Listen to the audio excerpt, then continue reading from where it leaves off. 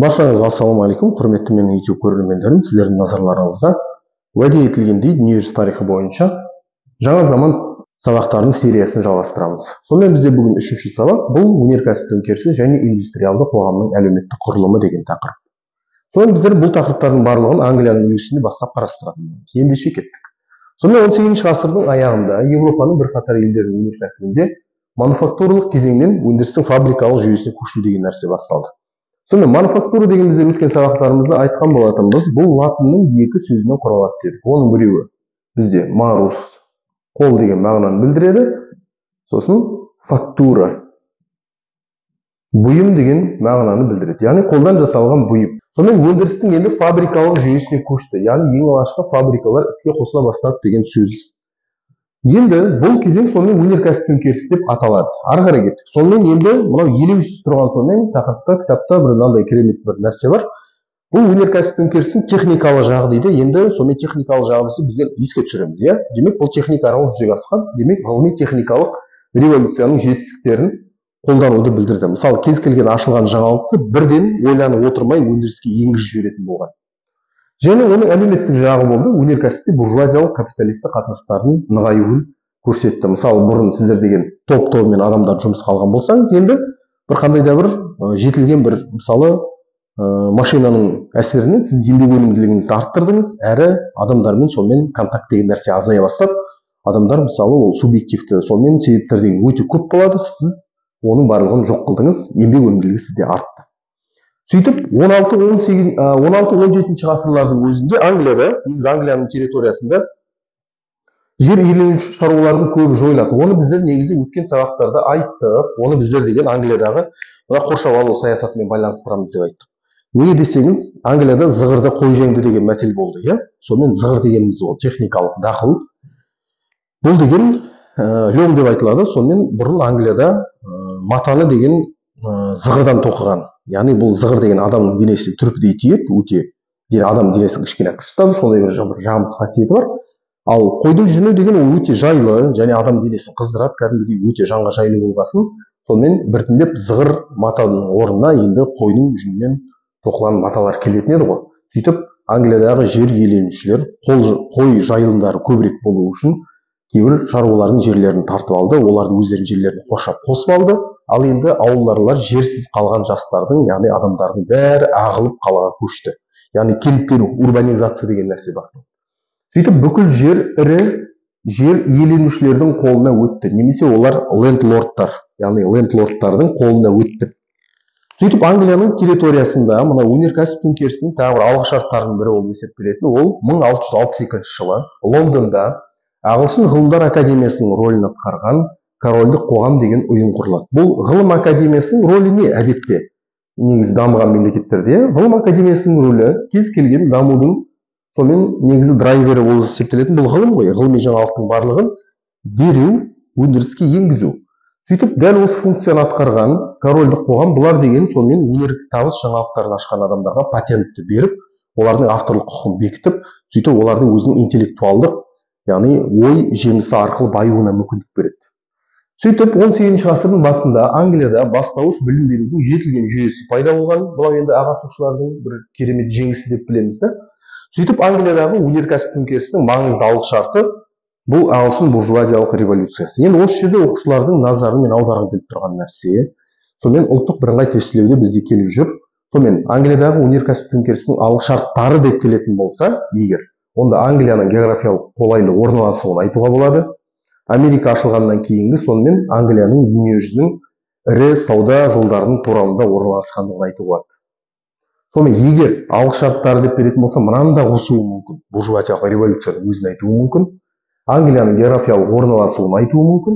Сосын Англияның тоғыз жолдың торабында орналасқан бір сәтті, яғни елге айнала білуін сұрауы мүмкін. Мұқият боламыз. Сөйтіп Англиядағы өнеркәсіп төңкерісі бұл тоқыма өнеркәсібінен басталған. Яғни тоқыма өнеркәсібінде машиналарды ойлап табудан басталады.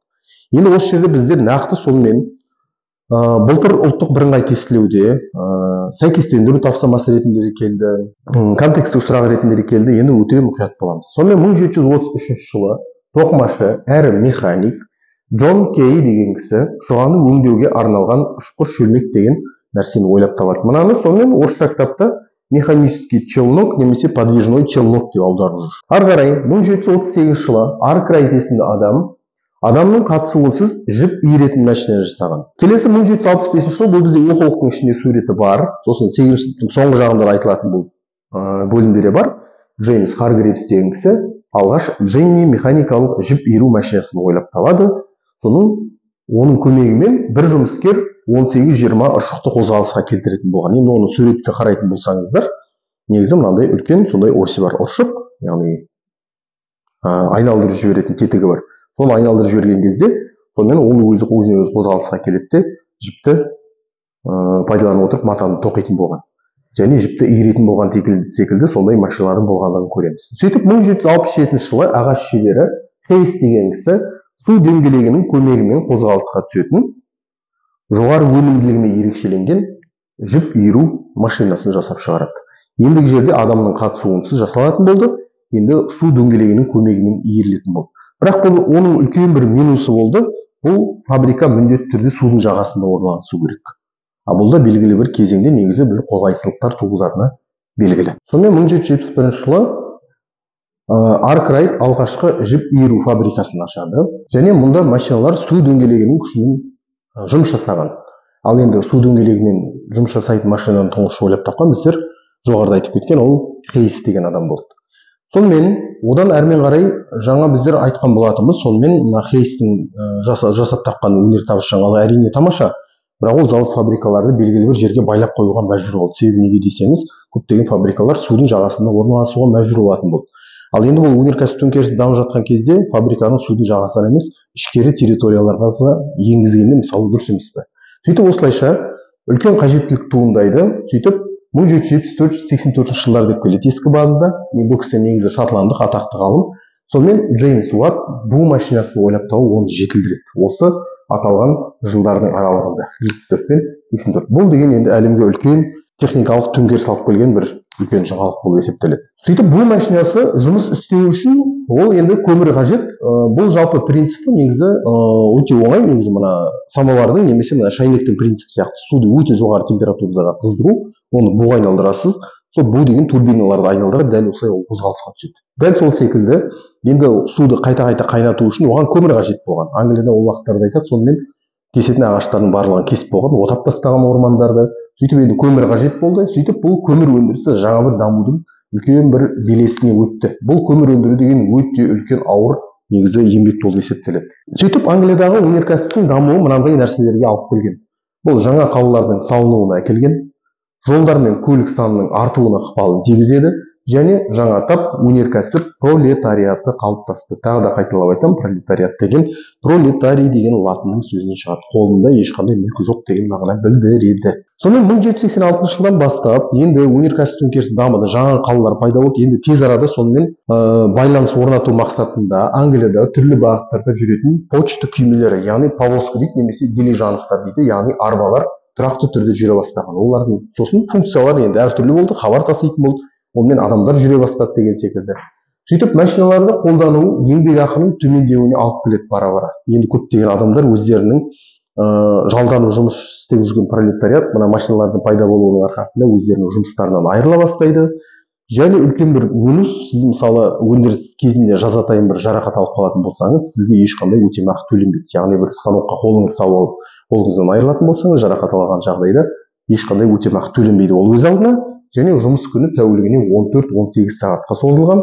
Тіпті сіз мына жұмыс күніне шыдамай шығып кетем деген күннің өзінде де, сіз шығып кеткен күннің өзінде сіз барып істейтін тағы да жұмыс жоқ, айналып келіп қайтадан осы жұмысқа орналасуыңызға тура келеді. Сөйтіп жіп иіру станогын алғаш талқандаған, өздерінің бүкіл сонымен жұмыссыз қалуын осы станоктардан көріп, жіп иіру станогын тұңғыш талқандаған бір жасөспірім, бұл Недда Лудде деген кісі болған.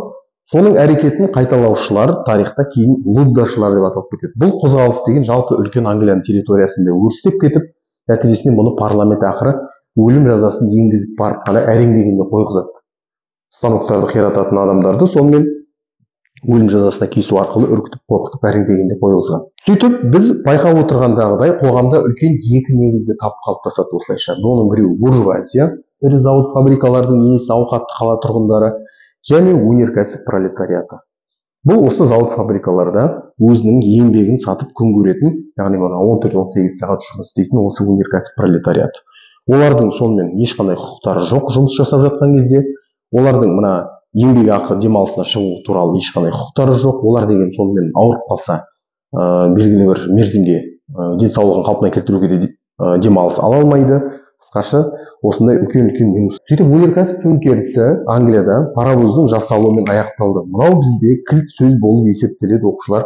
Бұл ұбт-да сонымен келіп қалуы мүмкін сұрақ. Яғни теміржол өндірісінде сонымен аяқталады. Сонымен неде басталып еді Англиядағы өнеркәсіп төңкерісі? Ол тоқыма саласында басталған. Тоқыма саласын бәрі даму алып келіп осы айналғанда бүкіл елдің барлығын қосатын өндірістік қалаларды кәдімгі бір-біріне байланыстырып тастаған паровоздардың, яғни теміржолдардың салынып, олардың арасындағы пойыздардың жүруімен аяқталған екен. Сөйтіп 1825 жылы Стефенсон деген кісі Англиядағы Дарлингтон мен Стоктон деген екі қаланың арасын жолаушылар тасымалдайтын пойызды жүргізеді.